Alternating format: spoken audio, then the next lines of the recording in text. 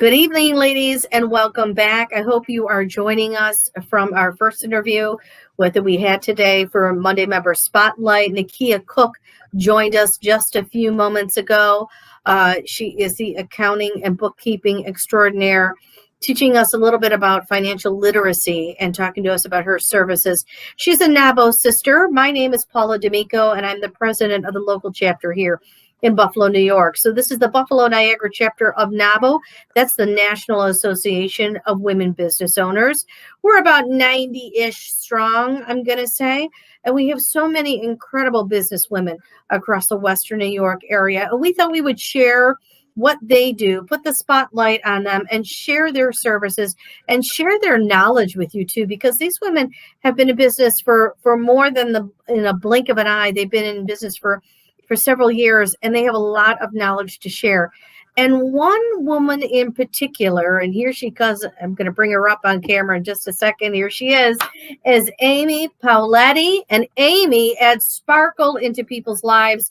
You have probably seen her on Facebook. She has been showing off the rings and more. As a matter of fact, Amy recently, is it the right? Okay, I just want to make sure it was an okay finger to put up. If you could say my engagement ring, Amy's extraordinary, excellent services at Amy's Fine Jewelry were able to fix my ring.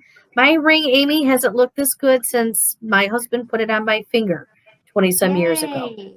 Awesome. I'm so happy. So, Amy, here we are. We have a little bit of time together, about 30 minutes or so.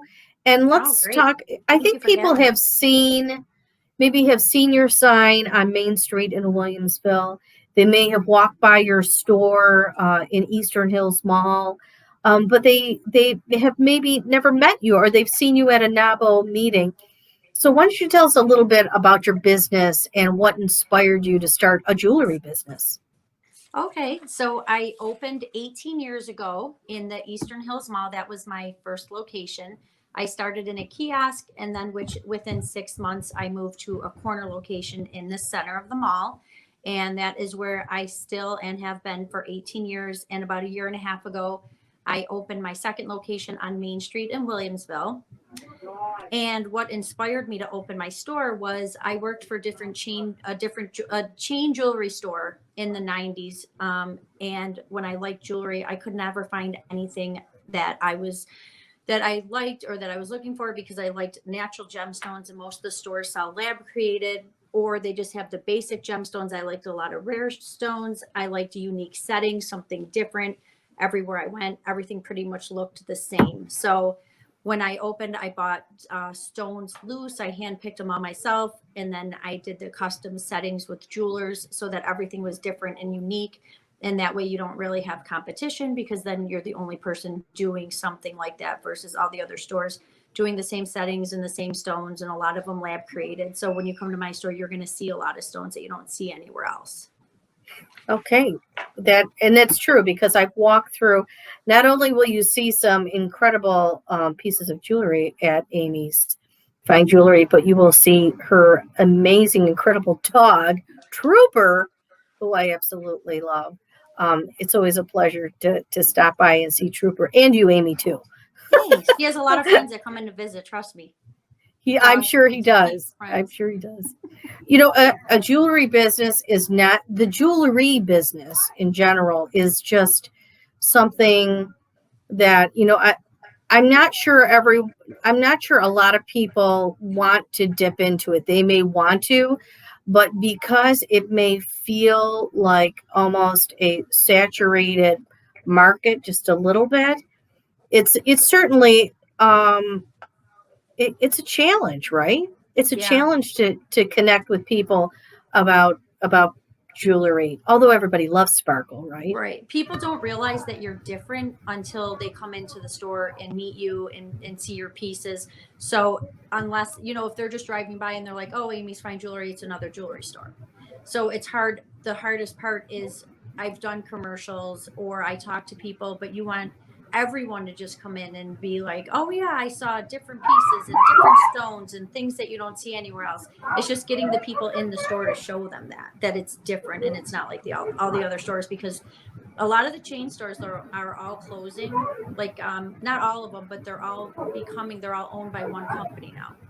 So the chain stores, I mean, the competition is just as far as because they have the commercials, and when people are familiar with a name, they like to go there.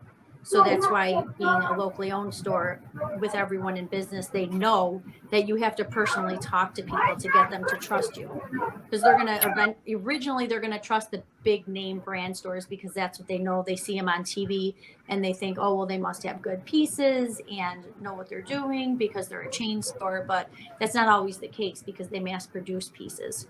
And then there are other locally owned jewelry stores in the area.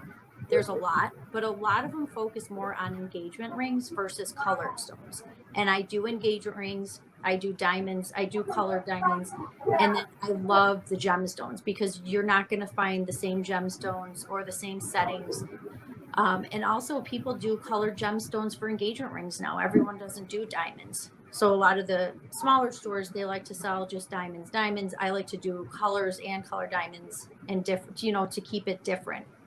Mm-hmm. Would you say that a lot of your customers, once they come in and they see what your store is all about, they see the offerings, and then they make that purchase, and that purchase is a connection, right? Yeah, you connect definitely. with that customer, Yeah. and it creates, a lot of times it probably creates a long-term relationship. Definitely, yes. After 18 years, I still have a lot of customers that come in and they say, I remember when you were in the kiosk, and they remember certain pieces, or people that purchased things from 18, 15 years ago. I still remember every single piece that I've had. So people come in and I'll be, say, oh my gosh, I remember that ring. And it's the same people coming back. And it's funny because the people that had kids, they were pushing in strollers when I first opened, are now getting married. It's crazy. That's crazy. But that's awesome though, because then you Yeah. see that circle, the circle of life, right? Yes. Absolutely. Yes. You don't think about it that way until you start seeing that. So a lot of the kids that grew up coming to the mall and coming to my store, then, they continue to shop with me or referrals. But yeah, it takes a lot. So your business has definitely grown, because you just mentioned you started off in a kiosk, then you had opened up a store, Yeah. and now you have 2 locations, correct? Yeah, that's hard. Oh, I bet I it's hard. I was planning on closing the mall as soon as I opened this store, but it's still busy there. And the mall is not that busy, but we get a lot of customers. We get some regular people that are still going to the mall. We get a lot of mall walkers, but there are a lot of new people still going to the mall. So Really? it's very helpful for me to still keep the mall open. I'm just looking for a full-time employee because I'm at my Main Street location every day, and it's a lot. Mm-hmm. Yeah, that's interesting that the people are still going to the mall in the midst of I a know. pandemic. And They were let's talk actually a little bit busier. about the. Go ahead. I was just going to say, they were actually busier at the mall for Valentine's Day than I was at my standalone store. So, Wow, I know. that's interesting. Let's talk about that pandemic pivot a little bit, because Yeah. that we see the change in the mall. We see a change, and because for a while there, Amy, were you not shut down? You were shut down, right? I was shut down 3 months, and the mall was shut down 4 months. And so that's when we started doing the Facebook lives and not when we were shut down. When we were shut down, we could not do anything. But then after we opened up, we had to start thinking, okay, what else can we do? And that's when the Facebook live started. So it's a lot more, because you have to, okay, now if people aren't coming out, you have to reach out to them in other ways. And you have to try to get people to come into the store, or we offer shipping now. We offer pickup. If a lot of people just say, I'm at the back door, can you run it out? They'll charge it over the phone. So we can do just like a food delivery. We can do curbside pickup for your jewelry repairs. Or some Wow, people that are shopping, we do virtual shopping. If people can't come in, we'll shop with them online. We can show them around the store with with FaceTime. We can show them, if they know what certain pieces they're looking for, we can send them pictures. We can go on video with them, and we can wrap it and mail it to them, or they can pick it right up, or we can drop it off. We offer all different services to help people. Well, that's good for people to know, because people don't necessarily want to venture out, Right. so they're looking for a different way to pick up. Because there's always celebrations where a little bit of jewelry is necessary, Yeah. whether it is a engagement, anniversary, birthday, or just like something special that somebody wants to give somebody else, or maybe somebody wants to buy for themselves. Right. Do you get a lot of shoppers that want to buy a little something for themselves, a little pandemic pick-me-up by any chance? What it was the first part you cut out? What?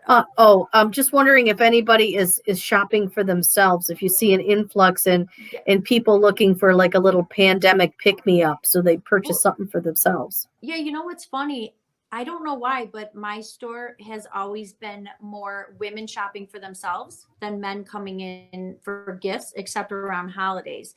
So I think it started because when I was in the mall, I'd be between Macy's and Bon-Ton.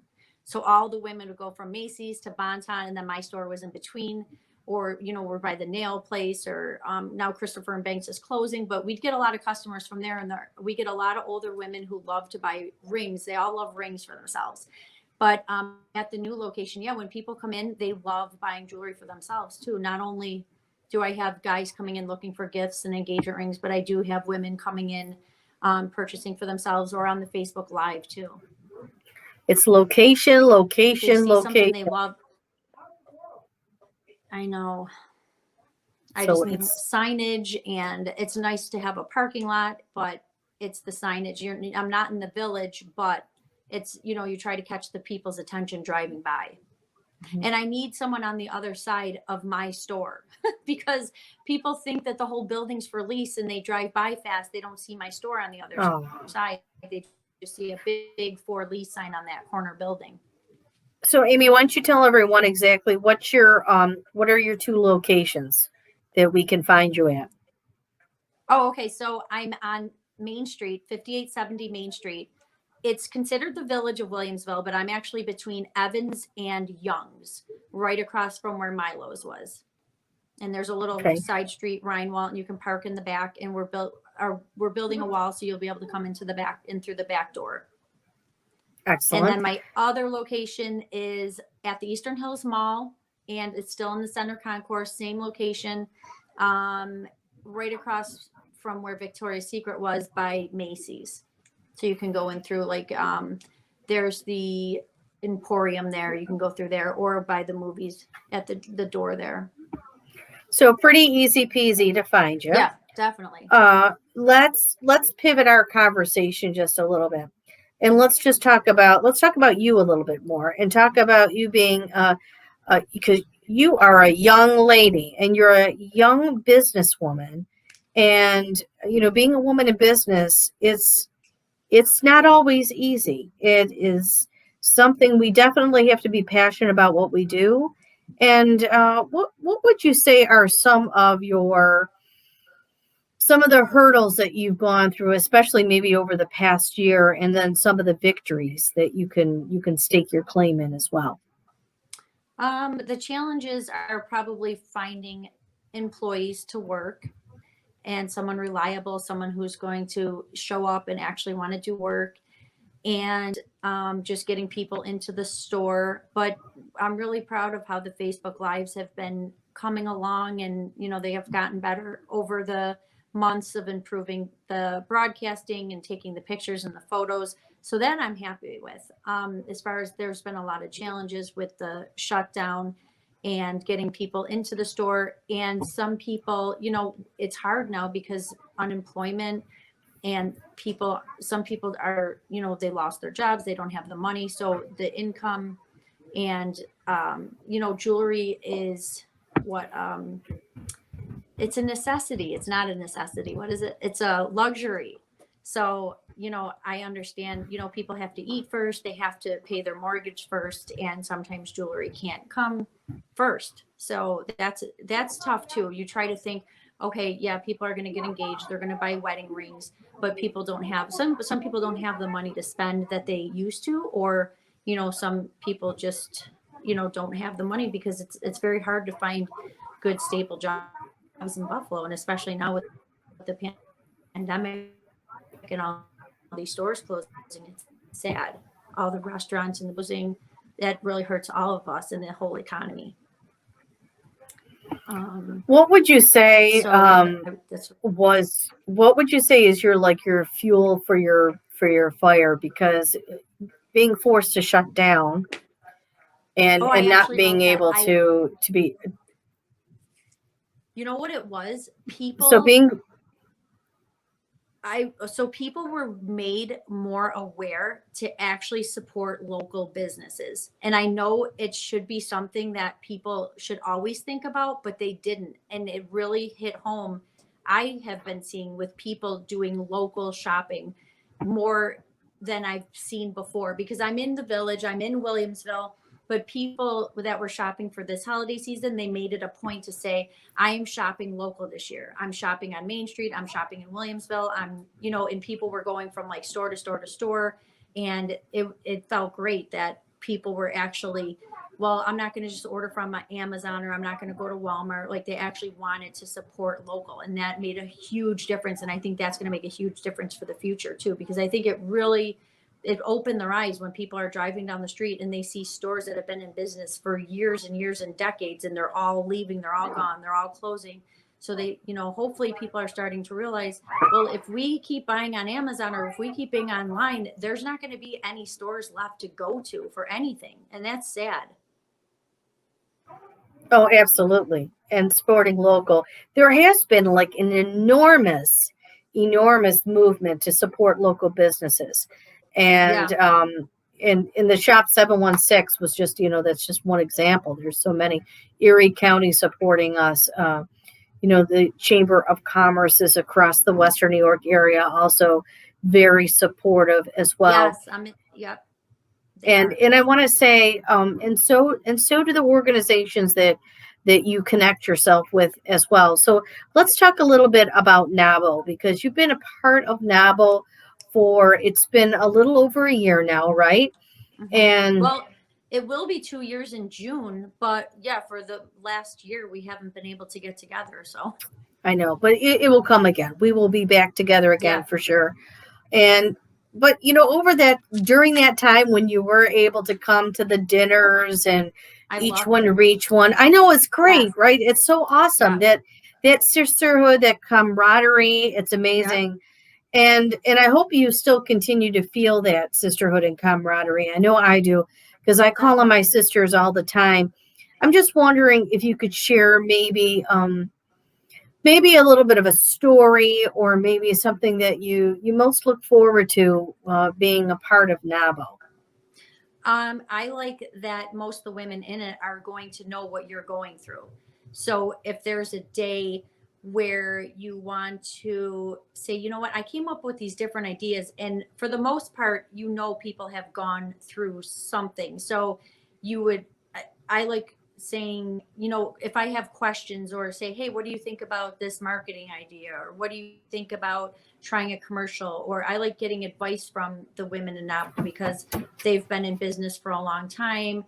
They have a lot of great advice. They've probably gone through most of the things. We've all probably gone through a lot of the same things, as far as not having the money, not being able to find staff.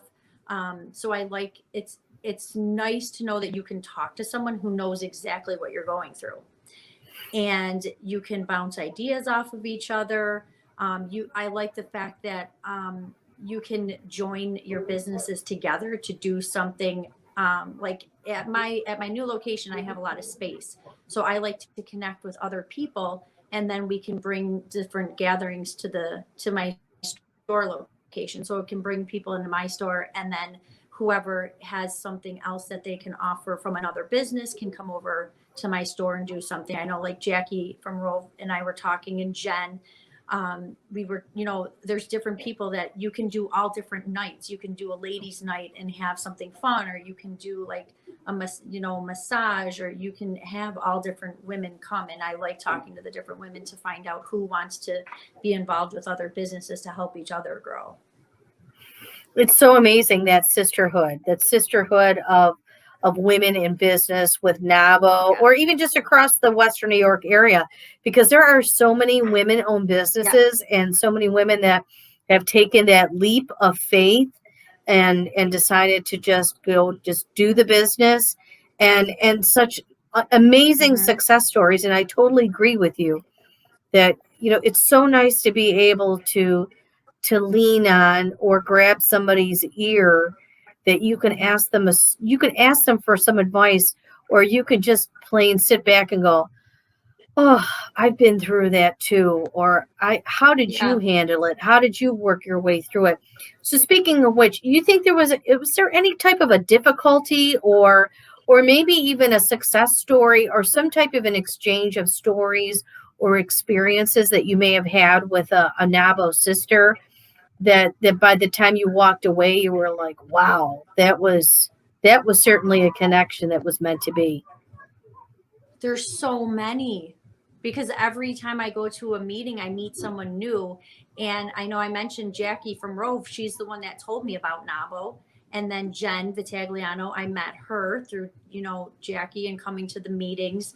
And I know Sue, and just I meet the different women, and you and Sherry and all the different past presidents and the people that come into my store. I know you were talking to Nakia earlier. She came in my store last week. Or, I've been doing different, like for you, the refurbishing and the sizings, because during the pandemic, people were going through their jewelry boxes and saying, oh, this is missing a stone, this doesn't fit me.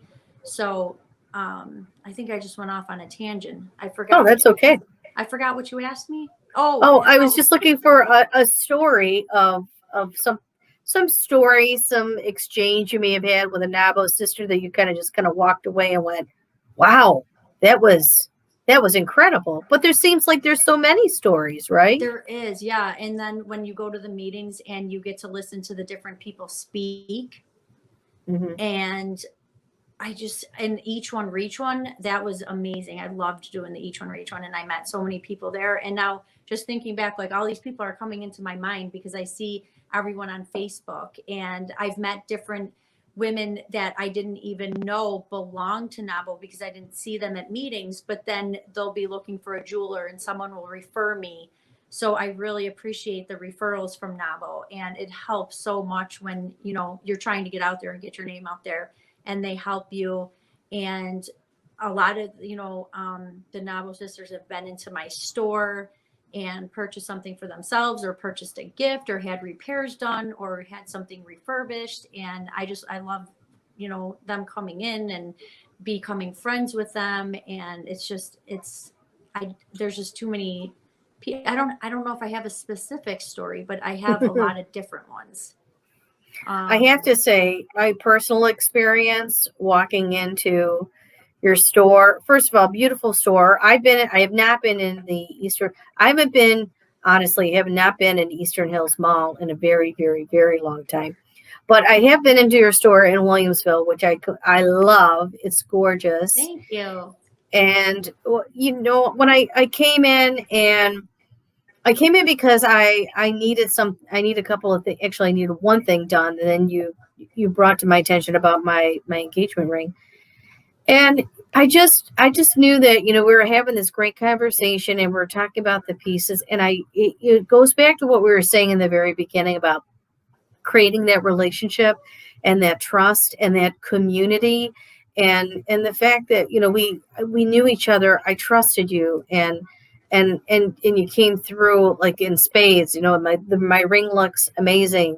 The necklace that you repaired for me, that was my mother's, is just like, I'm tickled pink every time I look at it, because it looks so beautiful. And it's about that. It's about making those connections and creating that community. Yeah. And your jeweler is a part of that community, right? Yes. I love fixing things for people and refurbishing and making people happy and taking an old stone that they have and putting it in a new setting or redoing a setting or or just fixing people's prongs that they don't realize, your ring is the prongs are worn down. That's what's holding the diamond in. Let me send it out to get it polished and buffed and rhodiumed and it comes back and it looks brand new and they're super excited. And I'm super excited because I made them happy. And I love that. That's what's awesome about my job. When I saw that ring, when I came and picked it up, I was like, wow, that's amazing. So I'm going to ask you, Amy, to share a little bit of advice. So if you speaking to some of your NAWBO sisters, maybe, or maybe to a young lady that might be thinking about starting her business, what advice would you give her? Get lots of sleep first. I don't have to. Well, even though it's every day seems, some days I look back 18 years ago and I'm like, I don't know how I did all this, but every day you just keep going and you have to do, like whatever's on your plate for that day, you just have to do it and get it done and keep moving on. And you really have to set goals and know what you want to do. So what is your main goal? So like if you're opening up a specific store or a specific business, you have to know who you want to reach out to, what your clientele is going to be. Keep track of going back to, I was 26 years old when I opened and I didn't have any business experience. And now looking back, I wish I would have, to keep my books better and to keep my, just keeping the books and figuring out how much you're spending and how much you're making in profit and all that. That's a lot to learn. So if you can learn about business before you open a business, that would have been a lot more helpful for me to have known back then. I kind of just like jumped into it, and then it was easier back then than it is now. Because, when I first opened, gold was only $300 an ounce. Now it's been up to $2,000 an ounce. So, the life happening makes it harder too. And with the pandemic, it's the more goals you have and the more, I want to say like, I can't think of what the word is, but the more focused you are on what you're doing, the easier it will be. But, getting your ideas together and really knowing, and it's not easy. And if you need people to help you, and like my biggest struggle is getting employees. I've been at my new location after the pandemic. It was so busy in my store. I was there by myself every day, open and close, 6 days a week. And it's like that again now. I'm back to by myself at the store and it's exhausting. So I have employees at the mall store, but I want to bring them over to my store to help me. And then, so I'm looking for someone full-time at the mall too. But having people that, if you need people to work with you, it's very important to find people you can rely on. Well, there's Amy's ask right there. If you know somebody who's interested in helping her out with one of her locations, you should reach out to Amy. She's on. She's got her website, right? Amy's Fine Jewelry. She's got. Yes. She's Facebook, on all the Instagram. She's a busy lady on social media for sure.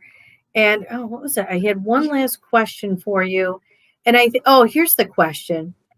So if you could think maybe for a second here, what do you think? What's one thing that you could reveal about being a woman in the jewelry business that women that those that are watching would never guess about, either about you or about the business? Something different, something unexpected. Oh,